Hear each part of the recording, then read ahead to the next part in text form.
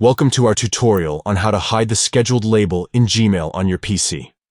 If you want to declutter your Gmail interface and remove the scheduled section from your sidebar, follow these simple steps. Step 1. Open Gmail. Launch your Gmail account by visiting the official website and signing in. Step 2. At the top of the screen, click on Settings. It is represented by a gear icon. Step 3. In the drop-down menu, click on See All Settings.